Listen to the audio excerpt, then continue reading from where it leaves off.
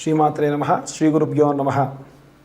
2025 జనవరి మాసంలో ఈ ద్వాదశ రాశుల్లో మేషరాశి వారికి ఎలా ఉందో ఇప్పుడు మనం తెలుసుకుందాం.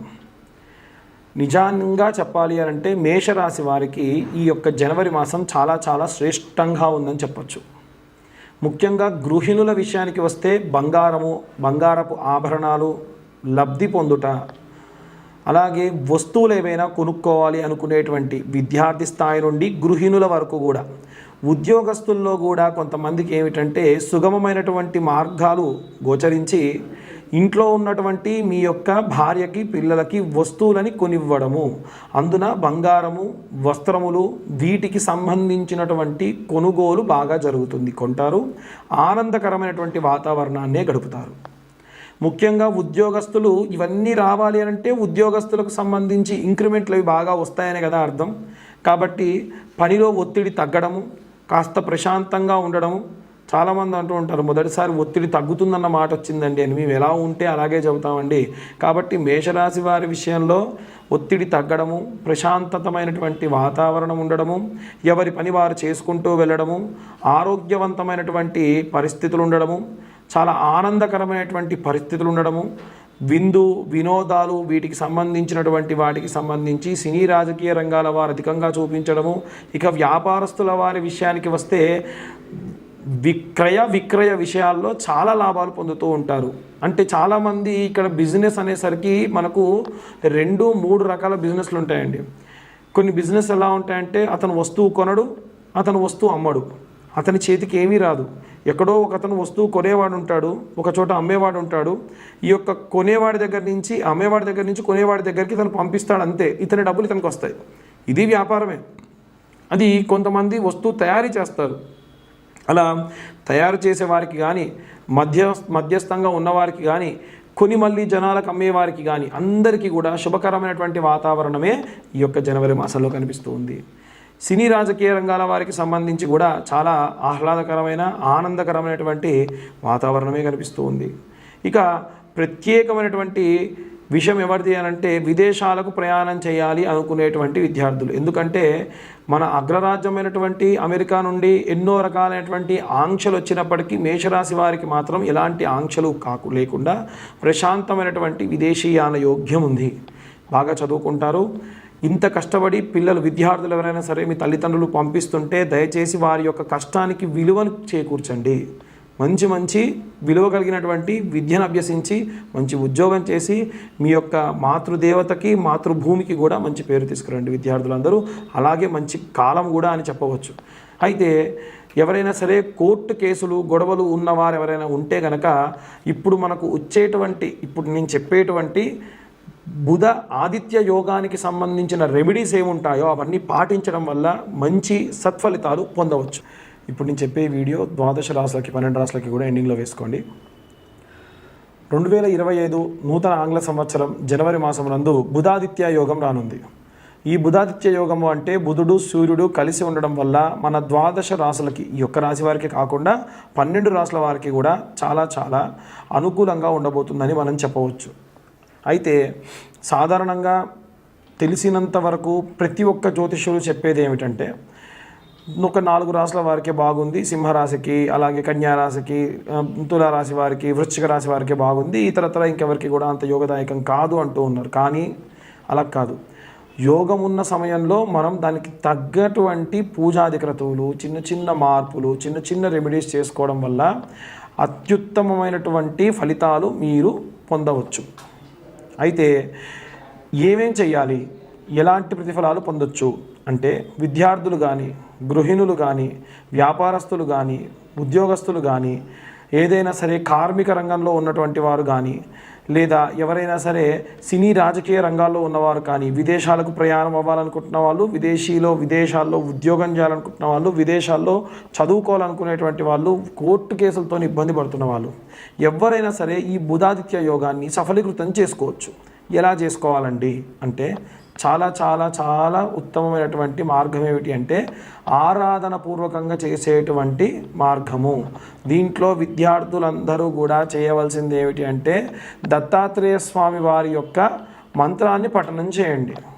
అంటే దత్తాత్రేయ స్వామి వారి మంత్రం ఏమిటంటే దిగంబరాయ విద్మహే పాంచజన్యాయ ధీమహి తన్నో దత్త ప్రచోదయాత్. ఏ మంత్రం అండి అంటే దిగంబరాయ విద్మహే పాంచజన్యాయ ధీమహి తన్నో దత్త ప్రచోదయాత్ అనేటువంటి మంత్రాన్ని విద్యార్థులందరూ కూడా పఠనం చేయండి. ఇక ఆడవారికి ప్రత్యేకంగా చెప్పేటువంటి ఒక మంత్రం ఏమిటి అంటే ఒకే ఒక్క మంత్రం, అయితే బీజాక్షరాలు చదవకూడదు. చాలా వరకు ఏంటంటే అందరూ బీజాక్షరాలు చదువుతారు, బీజాక్షరాలు అందరూ చదవకూడదు అంటారు. ఒకే ఒక్క బీజాక్షరాన్ని పఠనం చేయడం దోషం కాదు, మల్టిపుల్గా చదువుతారు కొంతమంది. ఉదాహరణకు క్లాం, ఓం, క్రాం, క్రీం, క్రౌం సహా క్లీం, హ్రీం, శ్రీం ఇలా 3-4 అక్షరాలు బీజాక్షరాలు కలిపి చదవడం అనేటువంటిది కొంతమందే చేయాలి. కొన్ని నియమనిష్టలు ఉన్నాయి. ఆడవాళ్ళు బహిష్టైనటువంటి సమయంలో కాకుండా ఇతరత్ర ఎప్పుడైనా సరే ఈ మంత్రం కేవలం ఒకే ఒక్క అక్షరం ఓం క్లీంకార్యై నమః, ఓం క్లీంకార్యై నమః అన్న మంత్రాన్ని వీలైనన్ని సార్లు పఠనం చేయండి. మీరు వంట చేస్తూ చేసుకోవచ్చు. మీరు సాధారణంగా ప్రశాంతంగా సాయంత్రం పూట అలా కొంచెం ఛాయ్ తాగి డాబాపైకి వెళ్ళి కూర్చున్నారు, ప్రశాంతంగా వాతావరణం ఉందంటే ఒక చాప వేసుకొని కూర్చొని ఓం క్లీం కార్యై నమః అన్న మంత్రాన్ని చదవండి. ఆడవాళ్ళందరూ చదవచ్చు, కేవలం బహిష్టైన సమయంలో మాత్రమే చదవకూడదు. ఉద్యోగస్తులు, వ్యాపారస్తులు, ఏ రంగంలో ఉన్న ఆడవారైనా సరే ఈ మంత్రాన్ని చదవండి. చాలా చాలా చాలా ఉత్తమమైనటువంటి ప్రతిఫలం దక్కుతుంది. అలా ఎలా చదువుతారండి ఆడవాళ్ళు బీజాక్షరాన్ని అంటే పేర్లు పెట్టుకోవచ్చే మనం.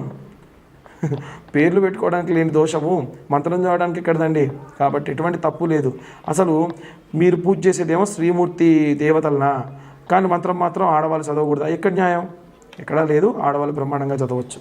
ఇక ఉద్యోగస్తులు ఎవరైనా ఉంటే గనక నేను సాధారణంగా ఏదో నోటికి వచ్చింది అలా చెబుతున్నాడు అన్నట్టు కాకుండా ఇప్పుడు గ్రహస్థితి ఎలా ఉంది, ఇప్పుడు ఎలా అంటే నా దగ్గరికి వచ్చి జాతకాలు చూయించుకునే వాళ్ళందరికీ కూడా వాళ్ళ జాతకరీత్యా ఇప్పుడు నడిచే దశాకాలం ఏంటి, పలానా రాశి వారికి యుక్త వయసులో ఉన్నవాడికి అయితేనేమో ఈ దశ నడుస్తుంది, మధ్య వయసు కాడికి వచ్చేసరికి ఈ దశ నడుస్తుంది అన్న క్యాలిక్యులేషన్స్తోని, అంటే క్లియర్గా ఒక కేస్ స్టడీ చేసిన తర్వాతకే నేను మీ ముందుకు వస్తున్నా.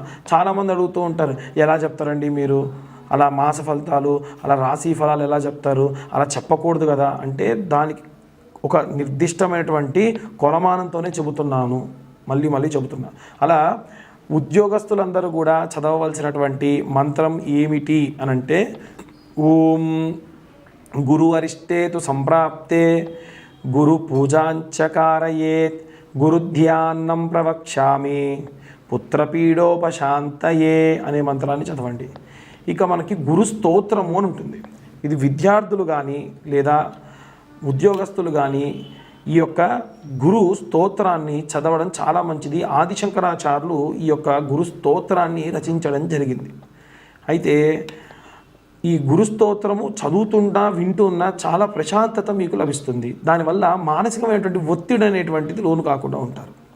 వ్యాపారస్తులు ఎవరైనా సరే ఉన్నత వ్యాపారాభివృద్ధి జరగాలి అంటే ప్రారంభించిన ప్రతిరోజు అది ఏ వ్యాపారమైనా, చిన్న పచారీ కొట్టు దగ్గర నుంచి పెద్ద ఇండస్ట్రియలిస్ట్ అయినా సరే ఎన్నో రకాలైనటువంటి శౌచములతోని మన దగ్గరికి జనాలు వస్తూ ఉంటారు. కాబట్టి వ్యాపారస్తులందరూ కూడా ప్రప్రథమంగా చేయవలసింది ఏంటి, అశౌచములు అంటనటువంటి దేవీ దేవతలు ఎవరైనా ఉన్నారు అనంటే కాలభైరవుడు, ఆంజనేయ స్వామి మాత్రమే. కాబట్టి కాలభైరవుడు అలాగే ఆంజనేయ స్వామి వారికి సంబంధించి కాలభైరవ అష్టకాన్ని చదవండి, హనుమాన్ చాలీసా చదవండి. ఈ మాసంలో విశేషమైనటువంటి ప్రతిఫలాన్ని పొందుతారు. ఇంకా కొంతమంది ఆంజనేయ స్వామి దండకం చేస్తామండి, లేదు మేము ఒకవేళ ఇంకా రాముల వారికి సంబంధించినటువంటి మంత్రాలు చదువుతాం, ఏమైనా చదువుకోండి. శ్రీరామ రామ రామేతి రమే రామే మనోరమే సహస్రనామ తత్తుల్యం రామనామవరానని సాయంత్రం పూట మీ వ్యాపారం జరిగే చోట చదివితే ఎత్ర ఎత్ర రఘునాథ కీర్తనం తత్ర తత్ర కృతమస్తకాంజలిం బాష్పవారి పరిపూర్ణలోచనం మారుతిం తమతరాక్షసాంతకం. ఎక్కడెక్కడ రామనామం ఉంటే అక్కడ ఆంజనేయ స్వామి వారు కూర్చొని మీ వ్యాపారానికి ఉన్నటువంటి ఈ యొక్క గ్రహస్థితులకు సంబంధించినటువంటి దోషములు కానీ ఏవైనా దృష్టి దోషములు ఉంటే పోగొడతారు. ఇక ప్రత్యేకంగా రాజకీయ సినీ రంగాల వారు బాగా ఆలోచించండి. సినీ రంగాల వారు కానీ, మీడియా వాళ్ళు కానీ, రాజకీయ సినీ రంగాల వారు కానీ ఎన్నో చోట్లకు వెళ్ళాలి. ఒక చోట షూటింగ్ ఉందంటే వెళ్ళాలి. వారికి కానటువంటి పనికి సంబంధించి వారికి కానటువంటి క్యారెక్టర్ని వేసుకోవాలి. రాజకీయాల్లో ఉన్నవారు కూడా అంతే కదూ, వారికి రిలేషన్ ఉందా లేదా అని తేడా లేకుండా ప్రజలందరి దగ్గరికి కూడా వెళ్ళి వారి యొక్క బాగోగులు కనుక్కోవాలి. పూర్వం రాజులు కూడా ఈ రకమైనటువంటివే చేసేవాళ్ళు. ఏమిటంటే దుర్గా కవచము అని ఉంటుందండి. ఈ దుర్గా కవచాన్ని రోజు మీరు మంత్రంగా పెట్టుకొని వినడము అలాగే చదవడం చేయండి. ఈ దుర్గా కవచం ఎలా ఉంటుంది, ఎలా ప్రారంభమవుతుంది అంటే శృణోదేవి ప్రవక్ష్యామి కవచం సర్వసిద్ధిదం పఠిత్వా పాఠయిత్వా చ నరోముశ్చేత సంకటాత్ అనేటువంటి ప్రారంభమయ్యే శ్లోకంతో ఉంటుంది. ఈ కవచాన్ని చదివి రోజు కూడా మీరు బయటికి వెళ్ళేప్పుడు ఒక రుద్రాక్షకు సంబంధించినటువంటి ఇలా ఏదైనా బ్యాండ్ కానీ లేకుంటే ఏదో ఒక కంకణం, ఒక దారంతో ఉన్న కంకణాన్ని కట్టుకోండి. బయటికి వెళ్ళేటప్పుడు ఈ కవచం చదువుకొని దాన్ని కట్టుకొని తర్వాతకు మళ్ళీ అలాగే వచ్చేసి అది విప్పేసి అక్కడ పెట్టండి. ఇది సినీ రాజకీయ రంగాల వారే కాకుండా ఏదైనా ఉద్యోగస్తులు, ఏదైనా బయట విదేశాలకు వెళ్ళాలనుకునేటువంటి ఉద్యోగస్తులు, లేదా ఏదైనా కోర్టుకు సంబంధించి పనులు ఉన్నటువంటి వాళ్ళు, విదేశాల్లోకి వెళ్ళేటువంటి విద్యార్థులు ఎవరైనా సరే ఈ యొక్క మంత్రాన్ని చదివి ఆ కవచాన్ని చేతికి కట్టుకొని వెళ్ళండి. మంచి మంచి శుభ ఫలితాలు పొందవచ్చు. ఇక ఇవన్నీ కూడా ద్వాదశ రాశుల వారందరూ కూడా పాటించవచ్చు. జాతకం గురించి మాకు ఫోన్ చేసే వాళ్ళు ఉచితంగా చెప్పమని కానీ లేకుంటే వారు ఇచ్చేటువంటి డేట్ ఆఫ్ బర్త్ టైం లేకుండా చెప్పమంటున్నారు. డేట్ ఆఫ్ బర్త్ టైము లేకుండా ఒక కొలమానం అనేది లేకుండా చెప్పడం కష్టం కాబట్టి దయచేసి అందరికీ కూడా విజ్ఞప్తి, మీరు పుట్టినటువంటి తేదీ, సమయము, పుట్టినటువంటి ప్రదేశము,